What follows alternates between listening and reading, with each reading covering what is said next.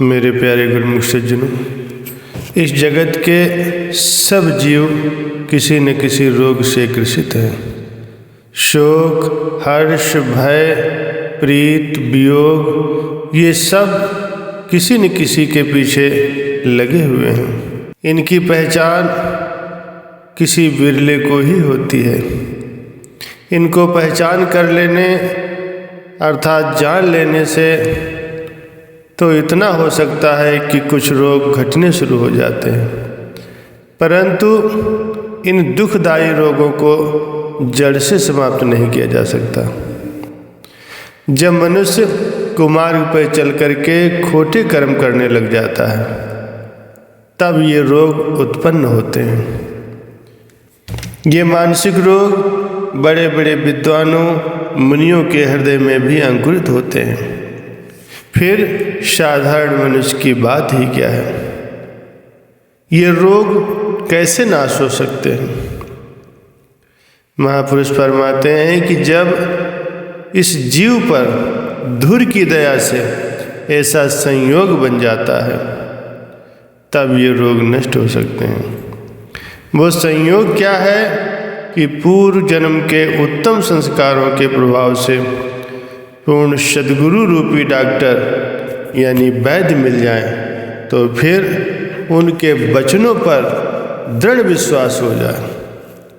सो ऐसा विश्वास कि शिष्य उनकी कृपा का पात्र बन जाए और संत सद्गुरु उसको दया करके भक्ति रूपी औषध प्रदान कर दें, जिसका सेवन श्रद्धा के अनुपात से किया जाए और फिर इंद्रियों के विषय भोगों की आशा न करना, ये संयम अर्थात परहेज हो जाए।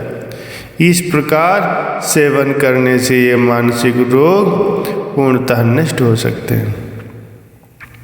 अन्यथा करोड़ों यत्न करने पर भी ये नहीं जाते। मन के रोग रहित होने के चिन्ह क्या है? मन को उस समय रोग रहित जानना चाहिए जब हृदय में वैराग्य का बल अधिक हो, अर्थात सुमत रूपी अर्थात सुंदर बुद्धि रूपी नित नई भूख बढ़ती जाए और विषय भोगों की आशा रूपी दुर्बलता सब जाती रहे और विमल ज्ञान रूपी जल से ये जीव स्नान करके माया की मैल को धो डाले। तब फिर क्या होगा? इस मन पर मालिक की भक्ति का रंग चढ़ जाएगा। यही कारण है कि संत मत के महापुरुषों ने गुरु की भक्ति पर जोर दिया और इसके बिना जीव के कल्याण का कोई दूसरा मार्ग नहीं है। इसमें संदेह नहीं है कि नियम, धर्म, तपस्या आदि सब शुभ कर्म हैं और इनका फल भी शुभ ही होगा, परंतु अधिक से अधिक इन शुभ कर्मों की पहुँच स्वर्ग तक है। इससे आगे जीव जा ही नहीं सकता और संभव है कि स्वर्ग में अपने शुभ कर्मों का फल भोग कर फिर से उसे नरक में न जाना पड़े। लेकिन रूह के लिए नरक भी बंधन है और स्वर्ग भी बंधन है। और दूसरी बात यह है कि संसार में लोग जितने भी कर्म, धर्म और शुभ आचार करते हैं वे निष्काम नहीं होते। उनमें कामनाएं भरी होती हैं और यही कामनाएं जन्म, मरण और बंधन का बीज बन जाती हैं। यहाँ पर एक विशेष बात ध्यान देने योग्य ये है कि इन शुभ कर्मों में रास्ता बतलाने वाला मन होता है और मन के बताए हुए मार्ग पर चलने से जीव बंधन से कभी छूट ही नहीं सकता। किंतु जो मार्ग संत सद्गुरु बतलाते हैं, अर्थात जिन कर्मों में सद्गुरु की रहनुमाई होती है, यानी जो कर्म गुरु की मौज के अनुसार होते हैं, वे निष्काम कर्म होते हैं। उन पर आचरण करने से जीव के सारे बंधन टूट जाते हैं, उसे सच्चा मोक्ष मिल जाता है। कबीर साहब जी की वाणी है सतगुरु पूजो संत, जीव काज जो चाहो, मेटो भव को अंक, आवागमन निवारो। कबीर साहब जी कथन करते हैं कि भाइयों, अगर आप चाहते हो कि तुम्हारे जीव का कार्य बन जाए, तो ये जीव भव बंधन से छूटकर सच्ची मुक्ति को प्राप्त हो जाए, तो भी संत सद्गुरु की शरणों में जाकर उनके चरण कमलों की सेवा और पूजा करो।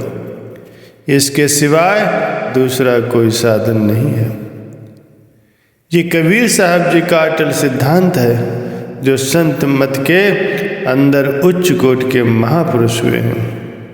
महापुरुष फरमाते हैं कि संसार में जीव दुखी क्यों रहता है? उसका उत्तर यही है कि वो मालिक की भक्ति से विमुख है।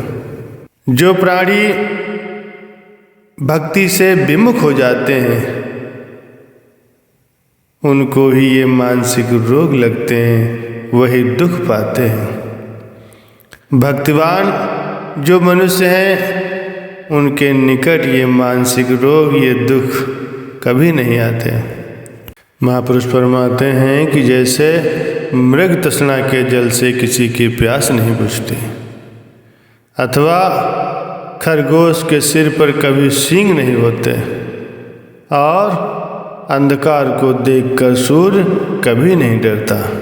लेकिन अगर कोई ये कहे कि मृग तृष्णा का जल पीने से प्यास बुझ जाती है, खरगोश के सिर पर सींग जम जाते हैं, और अंधकार को देखकर सूर्य भाग जाता है, ये सारी बातें अगर सच भी हो जाएं, जो कि न होने वाली हैं, अर्थात ये न होने वाली बातें भी अगर सच हो जाएं, लेकिन भगवान की भक्ति से विमुख होकर किसी ने अगर सुख पाया हो, तो ये बात तीनों कालों में संभव नहीं है।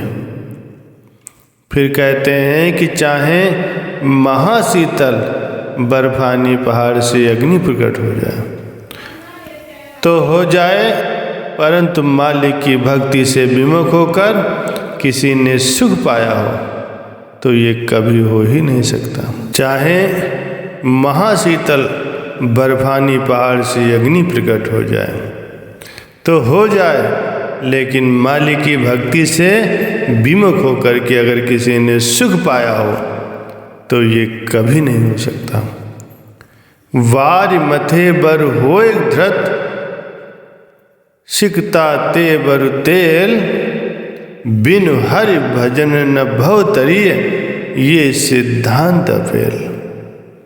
अर्थात जल के बिलोने से कभी घी नहीं निकलता, और रेत को कोल्हू में पेरने से कभी तेल नहीं निकलता। किंतु जल के बिलोने से यदि घी निकल आए तो निकल आए, और रेत को कोल्हू में पेरने से तेल निकल आए तो निकल आए। अर्थात ऐसी असंभव बातें भी संभव हो जाएं तो मान लो, लेकिन भगवान के भजन के बिना कोई अगर संसार सागर से तर जाए तो ये बात कभी न मानो, क्योंकि ये सिद्धांत निश्चय किया गया हुआ है, अमिट है, और ये सभी शास्त्रों का सार है कि भगवान की भक्ति के बिना कोई सुख नहीं पा सकता।